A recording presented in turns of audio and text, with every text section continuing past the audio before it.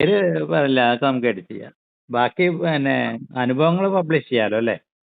ആ ഇത് അനുഭവങ്ങൾ എന്ന് പറഞ്ഞത് ഇപ്പം ഞാനേ ആ ഇത് കുറെ നീണ്ടു നിൽക്കുന്ന ഒരു കാര്യമായതുകൊണ്ടാണ് ഞാൻ കുറേശ്ശെ പറഞ്ഞാൽ മതിയാവില്ലേ? പല സമയങ്ങളിൽ പ്രസക്തമായ അനുഭവങ്ങൾ ഒരു കാലക്രമത്തിൽ ഇങ്ങനെ ഒന്ന് പറഞ്ഞു വന്നാൽ സൗകര്യം ഉണ്ടാവും. കാലക്രമങ്ങള് എനിക്ക് പ്രശ്നം. ഞാനൊക്കെ പല സമയങ്ങളിലായിട്ട് ഇപ്പൊ ഓർമ്മയുള്ളേ. പഴയത് കുറെ എനിക്കൊരു 67 വയസ്സായിട്ടുണ്ട് എനിക്ക്. അപ്പോ ബാല്യം മുതലുള്ള കുറെ കാര്യങ്ങളുണ്ട്. അതൊക്കെ വിട്ടിട്ട് നമുക്ക് ചില കാര്യങ്ങൾ ഞാൻ പറഞ്ഞു തരാം. ഇപ്പൊ ഈ അങ്ങടെ ഒരു ഇതുണ്ടായിരുന്നില്ലേ, കുറച്ച് വളരെ പെട്ടെന്ന് നമുക്ക് കുണ്ടലി ഉണർത്താന്ന് പറഞ്ഞു. അത് കേട്ടിട്ട് ഞാൻ ഒന്ന് ശ്രമിച്ചു നോക്കി കേട്ടാ. ശ്രമിച്ചു നോക്കിയപ്പോ എനിക്ക് ശിരസില് നമ്മളൊരു ദീപമോ ഒരു കല്ലോ എന്തോ പ്രകാശിക്കുന്ന ഒരു പ്രതലമായിട്ട് നമുക്ക് കാണാൻ പറഞ്ഞിരുന്നല്ലോ. അങ്ങനെ കാണുമ്പോ ഞാൻ എന്റെ മനസ്സ് നേരെ എന്റെ ശിരസിന്റെ മുകളിലേക്കാ പോണേ. എന്റെ മുന്നിൽ ആ കല്ലിരിക്കുന്ന ഒരു രൂപത്തെ കാണാനാണ് ശ്രമിക്കുന്നത്. അറിയാതെ എങ്ങനെ സംഭവിച്ചു പോണാണ്. അപ്പോ അത് ഒരു ചുഴി പോലെ വന്ന് അത് മഹേശ്വരന്റെ ജടയായി മാറി അത് അങ്ങനെ ആയി പോകുന്നു. അത് ആ അനുഭവം വന്നപ്പോഴാണ് ഞാനൊന്ന് വിളിച്ച് ചോദിക്കാന്ന് വെച്ചതേ. പിന്നെ അനുഭവങ്ങൾ എന്ന് പറഞ്ഞാൽ എനിക്ക് മുൻപുണ്ടായ പല അനുഭവങ്ങളാണ്. അത് ഞാനത് കുണ്ടലിനൊക്കെ ഉണർന്നോ ഇല്ലയെന്നൊന്നും എനിക്കറിയാൻ പാടില്ലാത്തൊരു എന്താ ചെയ്തിരുന്നത് പറയൂ, എന്നിട്ട് ഞാൻ പറയാം എന്താ ചെയ്തിരുന്നത്, പിന്നെ അനുഭവം എന്തായിരുന്നു എന്ന് പറഞ്ഞു. ഒരനുഭവം പറഞ്ഞു തരാം. അല്ല, എന്ത് ചെയ്തിരുന്നു എന്ന് ആദ്യം പറയൂ. പ്രാക്ടീസ് എന്തായിരുന്നു? ജോലിയായിട്ടാണോ? അല്ല, ഈ ആത്മീയ സാധനയായിട്ട് എന്താ ചെയ്തിരുന്നതെന്നൊന്ന് പറഞ്ഞാൽ. ആത്മീയ സാധനം ഞാൻ ബാല്യം മുതലേ ഈ യോഗ പോലെ കളരി അങ്ങനെയൊക്കെയുള്ള കാര്യങ്ങളൊക്കെ ശീലിച്ചിരുന്നു. പിന്നീട് അത് കുറെ കാലങ്ങൾ പിന്നെ വിട്ട് പിന്നെ വീണ്ടും തുടങ്ങി അങ്ങനെ മറിഞ്ഞു വന്ന് കുറച്ച് ഇപ്പൊ 87-ലാണ് ഞാനൊരു ദേവതേരെ ഒരു ഉപാസന നടത്തിയത്. അത് വിഷ്ണുമായ സ്വാമിയുടെയാണത്.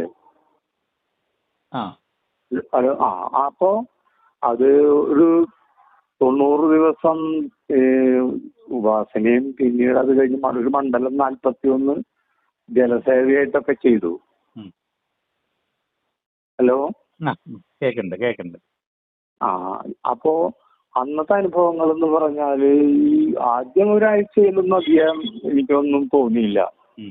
പിന്നീട് അങ്ങോട്ട് ഭയങ്കര മഴയും ഇടിയും അങ്ങനെയൊക്കെയുള്ള അവസ്ഥകൾ പലപ്പോഴായിട്ടുള്ള പല ദിവസങ്ങളിലായിട്ട് ഇങ്ങനെ അതിലത്തെ മത്സ്യങ്ങൾ വന്ന് നമ്മുടെ ദേഹത്ത് ഇടിക്കുകയും അങ്ങനെ ഒരുപാട് പേടിപ്പെടുത്തുന്ന അനുഭവങ്ങളൊക്കെ ആയിട്ടാണ് ആ മണ്ഡലകാലം അവസാനിച്ചത്. അത് ഏതോ ഉപാസനയാ പറഞ്ഞത്? വിഷ്ണുമായ സ്വാമിയുടെ. അന്ന് ആ കാലത്ത് ഒരുപാട് പേടിപ്പെടുത്തുന്നതും കുളത്തിന് ചുറ്റും ആൾക്കാർ ഈ ഓരോ മൂർത്തികൾ വന്നിരിക്കുകയും മിന്നാമിനുങ്ങളുടെ പ്രകാശങ്ങളും ഒക്കെ ആയിട്ട് ഇങ്ങനെ ലാസ്റ്റ് എനിക്ക് പ്രത്യക്ഷമായത് ഒന്ന് മഹേശ്വരന്, പിന്നീട് വിഷ്ണു, ദേവി. പിന്നീട് അനുഭവങ്ങളൊന്ന് പറയോ, എങ്ങനെയായിരുന്നു, എപ്പോഴായിരുന്നു?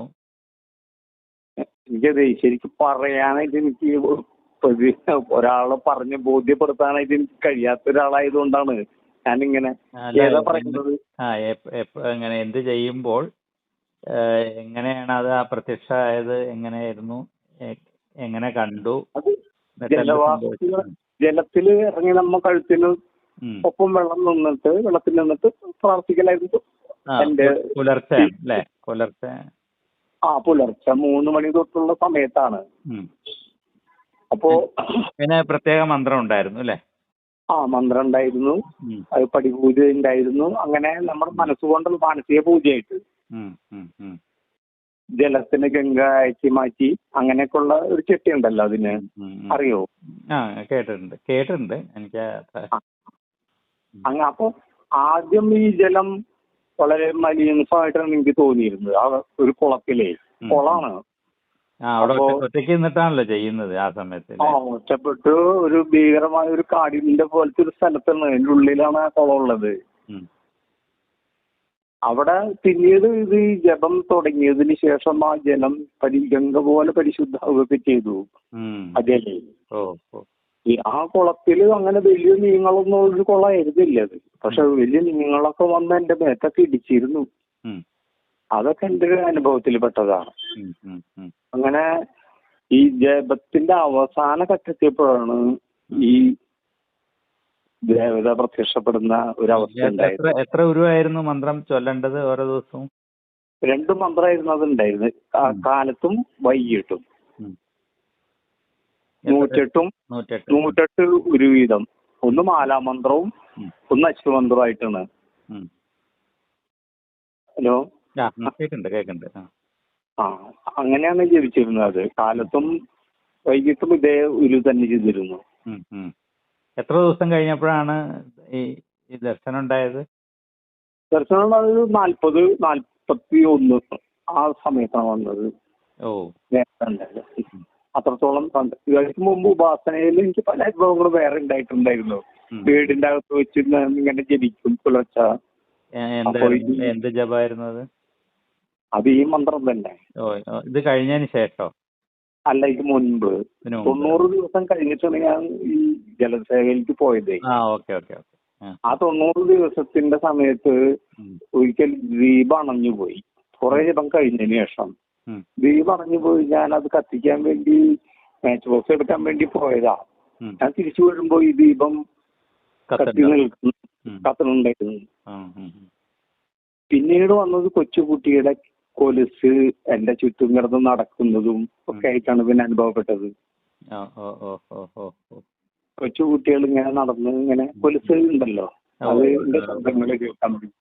പിന്നീട് DTS പോലത്തുള്ള ശബ്ദങ്ങള് നമ്മളുടെ വീക്ക്നെസ്സിനെ പിടിച്ചിട്ട് കളിയാക്കി പരിഹസിച്ച് നമ്മൾ തിയേറ്ററിലൊരു DTS സൗണ്ട് സിസ്റ്റത്തിൽ കേൾക്കില്ലേ, അതേപോലെയായിരുന്നു അന്നത്തെ അനുഭവം ഉണ്ടായത്. നമ്മൾ പരിഹസിക്കായിരുന്നു ശരിക്കും, നമ്മൾ തെറ്റിനെ ചൂണ്ടിക്കാണിച്ചു തരണം. അങ്ങനെ ഒരു ഉദാഹരണം പറയാൻ പറ്റുമോ? ഉദാഹരണം എന്ന് പറഞ്ഞാൽ നമ്മളെ സ്വയം നമുക്കുള്ള ഈ തെറ്റുകൾ പറ്റില്ലേ, നമ്മൾക്ക് നാച്ചുറലായിട്ട് സംഭവിക്കുന്ന കുറെ തെറ്റുകൾ വരില്ലേ. അന്ന് വല്ലതും കേട്ടോ ചോദിക്കാം, അന്ന് കേട്ടത് എന്തെങ്കിലും പറയാൻ പറ്റുമോ ചോദിക്കാം. പൊട്ടിച്ചിരിക്കും, അട്ടഹസിച്ചുള്ള പൊട്ടിച്ചിരി, നമ്മൾ പരിഹസിച്ചിട്ടിരിക്കുകയായിരുന്നു. അത് കാരണം കൂടി പറഞ്ഞിട്ടാണോ ചിരിക്കുന്നത്, അതോ കാരണം തോന്നുന്നില്ലേ? നമ്മൾ ജപിച്ചുകൊണ്ടിരിക്കുമ്പോ അങ്ങനെ നമ്മളെ ചില സീനുകൾ ഇങ്ങനെ മുന്നിൽ വരും, ചില നമുക്ക് പറ്റിയ തെറ്റുകൾ മുന്നിൽ വരും. നമ്മൾ ഒഴിവാക്കേണ്ട ഭാഗങ്ങൾ നമ്മളെ മുന്നിൽ വരും. വന്നു കഴിഞ്ഞിട്ട് അത് അവര് നമ്മളെ കളിയാക്കാണ് പ്രവർത്തിക്കുന്നത്. ആരോ നമ്മുടെ തലയുടെ ഉള്ളിൽ വശത്ത് ഇങ്ങനെ അത് ഞാൻ തിയേറ്ററിലൊരു അനുഭവം എന്റെ അനുഭവപ്പെട്ടത് പറഞ്ഞു എന്ന് മാത്രമേ ഉള്ളൂ. അതേപോലെ അങ്ങനെയായിരുന്നു അനുഭവം ഉണ്ടായത്. പിന്നീട് ജലവാസമൊക്കെ കഴിഞ്ഞു, അതിന്റെ വേണ്ട പൂർത്തീകരണങ്ങളൊക്കെ കഴിഞ്ഞു. വീട്ടിൽ ഞാനൊരു സ്ഥാനം കണ്ടതൊക്കെ ചെയ്യുന്നുണ്ട്. ഇപ്പോ ജപുണ്ട്, അത് 87-ലാണ് കേട്ടോ. ഇപ്പൊ അത്ര. പിന്നീട് എനിക്ക് ഒന്ന് പറഞ്ഞു തരാനുള്ള ഒരു അനുഭവം എന്ന് പറഞ്ഞാലേ, നമ്മളുടെ വേനൽപ്പകലുണ്ടായില്ലേ, നമ്മുടെ ഇടുക്കിയിലൊക്കെ ഒരു ഉരുൾപൊട്ടൽ ഉണ്ടായത്. ആ ഉരുൾപൊട്ടലിന്റെ സമയത്ത് എൻ്റെ ഒരു ഭയങ്കര വരൾച്ചയായിരുന്നു. കേൾക്കാവോ? ഹലോ, കേൾക്കുന്നുണ്ട്. വരൾച്ചയായിരുന്നു ആ കാലത്ത്. അപ്പോ നമ്മുടെ ഒരു സുഹൃത്ത് പറഞ്ഞു, നിനക്ക് ഇങ്ങനെ ഒരു സ്വാമിയോടൊക്കെ ഒന്ന് അപേക്ഷിക്കാൻ പറ്റില്ലേ, ഇത്രയും അന്ന് സർക്കാരൊക്കെ കാടിന്റെ ഉള്ളിൽ വെള്ളമൊക്കെ കൊണ്ടുപോയി ഒഴിച്ച് ആ വരൾച്ച സമയത്ത് ഒന്ന് സ്വാമിയോടൊക്കെ പറഞ്ഞൊന്ന് മഴ പെയ്ച്ചൂടെ എന്നോട് ചോദിച്ചു. ഞാനത് എന്റെ ധ്യാനവും പൂജയും കൂടി ഞാൻ ചെയ്യാറേ.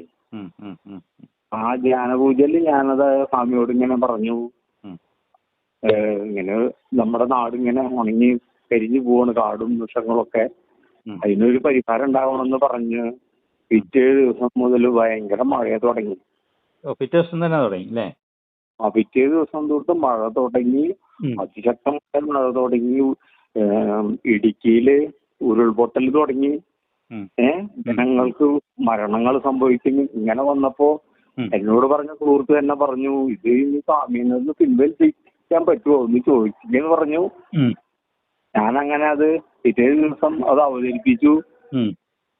പിറ്റേ 2-3 ദിവസം അത് ഏകദേശം മഴ ഇങ്ങനെ കോലാഹലമായി കഴിഞ്ഞതിന് ശേഷമാണ് ഞാൻ പറഞ്ഞത്. അത് പിറ്റേ ദിവസം തൊട്ട് മഴ ശാന്തമായി. അപ്പോ വേറെ ഒരു കാര്യം കൂടി ഞാൻ ചെയ്തിരുന്നു. തിരുവനന്തപുരം മുതൽ കാസർഗോഡ് വരെയുള്ള ആ ഭാഗത്തേക്ക് നേർരേഖ ഇങ്ങനെ വരച്ചും കളഞ്ഞിട്ടാണ് ഇത്ര മുതൽ ഇത്ര വരെയുള്ള സ്ഥലത്ത് ഇങ്ങനെ മഴ അതിശക്തമാവില്ലേ എന്നുള്ള പ്രാർത്ഥനയായിരുന്നു. അത് അവസാനിച്ചു. അത് കഴിഞ്ഞിട്ടാണ് ഹോക്കിയുടെ വരവ്. ഹോക്കി കാറ്റുണ്ടായില്ലേ, അത് ആരംഭിക്കുന്നത് നമ്മൾ വരച്ച സ്ഥലം മുതൽ ഈ അവസാനിച്ച വരെ വരെയാണ് ആ ബുദ്ധിമുട്ടുണ്ടായത് നമുക്ക്. ഇതിപ്പോ ഒരാളോട് എനിക്ക് പറയാനതൊരു നല്ല അനുഭവമാണ്, നല്ല അനുഭവമാണ്. അപ്പോഴേ ഒരു കാര്യം ചെയ്താലോ, നമുക്കൊരു കാര്യം ചെയ്താലോ. അപ്പൊ ഇന്നിപ്പോ ഇത് നിർത്തിയിട്ട് ബാക്കി പറയാനുള്ള അനുഭവങ്ങളൊന്ന് ഒരു നോട്ട്ബുക്കിൽ പേപ്പറിൽ ഒന്ന് പോയിന്റ് എഴുതി വെച്ചിട്ട് എന്നെ വിളിച്ചാല്, ഇനി ഒരു ദിവസം വിളിച്ചാൽ ബാക്കി നമുക്കൊരു സിസ്റ്റമാറ്റിക് ആയിട്ട്, അല്ലെങ്കിൽ നമുക്ക് ഓർമ്മ കിട്ടില്ല പറയുമ്പോഴേ എല്ലാം. ഒന്ന് കുറിച്ച് വെച്ചിട്ട് എന്നോട് പറഞ്ഞാൽ എനിക്കത് നന്നായിട്ട് റെക്കോർഡ് ചെയ്യായിരുന്നു. ഇതിപ്പോ ഞാനിത് പറയുന്നത് എന്തുകൊണ്ടെന്നറിയോ, എനിക്ക് തന്നെ ഒരു വിശ്വാസക്കുറവായിട്ട് അത് കുഴപ്പമില്ല, അതും കുഴപ്പമില്ല. അത് നമുക്കറിയാലോ. ഈ സാധന ചെയ്യുന്നവർക്ക് അത് കുഴപ്പമില്ല. അത് സാധന ചെയ്യുന്നവർക്ക് കിട്ടുന്ന അനുഭവം അവനവൻ തന്നെയാണ് വിലയിരുത്തുക, അല്ല വേറെ ആൾക്ക് ബോധ്യപ്പെടുത്താൻ നമുക്ക് കഴിയില്ല. അപ്പൊ അത് കുഴപ്പമില്ല. സാറ് ഒരു കാര്യം ചെയ്താൽ മതി, ഇതൊന്ന് പോയിന്റ് ആയിട്ടൊന്ന് കുറിച്ച് വെച്ചിട്ട് എനിക്കിത് സ്റ്റാർട്ടിങ് എഴുതണം, കാലങ്ങൾ എഴുതണം, ഇതൊക്കെ മറന്നുപോയ പോലെ. സാറില്ല, ഒന്ന് ഇരുന്നാൽ ആലോചിച്ചാൽ കിട്ടും. എന്നിട്ട് ഒന്ന് വിളിച്ചാൽ നമുക്ക് ആളുകൾക്ക് ഈ അനുഭവങ്ങൾ നഷ്ടപ്പെടാതെ കൊടുക്കാൻ പറ്റും. അങ്ങനെയാവട്ടെ. ഞാനൊന്ന് ഒരു